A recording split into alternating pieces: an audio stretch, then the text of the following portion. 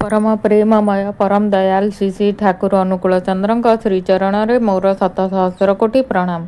परम आराध्या जगज्जननी बड़मा श्रीचरण मोर प्रणाम। परम पूज्यपाद बड़दा श्रीचरण मोर प्रणाम। पूज्यपाद आचार्य देव श्रीचरण मोर प्रणाम। मोर यही भिडियो देखुथिबा अगणित इष्ट प्राण गुरु भाई गुरु माँ मानू मोर अंतररू सदापूर्वक जय गुरु। मोर यही चैनल रे मु समस्त को श्रद्धार सह स्वागत जनाऊँगी। आसतु शुणिबा आजिर प्रसंगटी। श्री श्री आचार्य देव परम पूज्यपाद श्री श्री आचार्य देव मनीषर भूल ताहले केउठी हुए? भूल हुए प्रार्थना रे। मनीष प्रार्थना करे जेउटा तार चाहिदा सेईटाकू। चाहिदा आसे केउठू? मनीषर अहंकाररू। माया मुक्त जे ही हेला मन सेतेबेले ही पाए तुमको। श्री श्री ठाकुर श्री श्री आचार्य देव ईश्वर शଯ୍ୟାରେ निद्रित अछंती। तांको मथा निकटरे रखा जाइछि गोटे सिंहासन। आउ पाद पाखरे रखा जाइछि गोटे अनुच्च पाद पीठ। शଯ୍ୟାରୁ ओह्लाइबा पाई आमे माने जीवु तांको निकटकू। अहंकार से चाहे अर्थ मान जस से बसिब सिंहासन रे। आउ भक्ति प्रेम कौन चाहिब?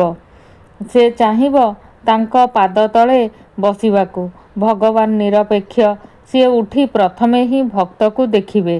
कहिबे तुमे कौन चाह? से कहिब मु आपण को चाहे। सी कहिबे मु किंतु किछि देबी नाही। भक्त कहिब मु तथापि आपण को ही चाहे। से कहिबे निय। तापरे भगवान अहंकारी को देखि कहिबे तुमे कौन चाह? से तो सेही अर्थ मान जस पाई ही खुशी। से ता नेई ही चली जीव। एहा थिला अर्जुन आउ दुर्योधनर गल्प। महाजीवन श्रीकृष्ण किंतु निरपेक्ष ही थिले।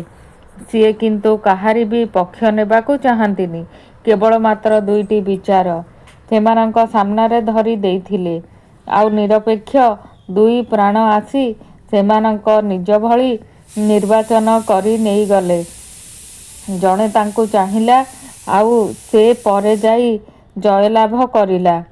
आउ अन्य जणे से जगत संसारर जा किछि वैभव सबु चाहिल। से किंतु पराजित हेला। मनीषर भूल ताहले केउठी हुए? भूल हुए प्रार्थना रे। मनीष प्रार्थना करे जेउटा तार चाहिदा सेईटाकू। चाहिदा आसे केउठू?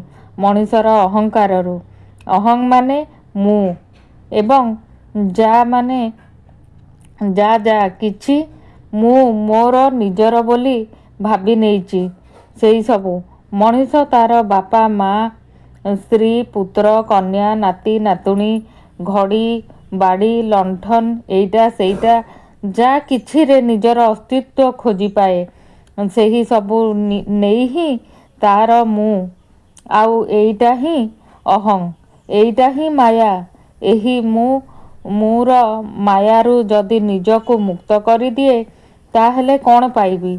तुमको पाइजिबी। माया मुक्त जे ही हेला मन सेतेबेले ही पाए तुमको। आपण मानकू यही प्रसंगटी श्री श्री आचार्य देवंक आशीर्वचन किपरि लागिला? भल लागिथिले लाइक निश्चित भावरे करिवे। सब्सक्राइब करने को जमारू भी भूलिबेनी। आसंतु शुणिबा आचार्य देवंकर आउ गोटिए कथा। परम पूज्यपाद श्री श्री आचार्य देव मोर आचरणटा मोर परिचय। केही जयगुरु कहिला एइटा किंतु तार परिचय नुहे। से केवल मोर ध्वनि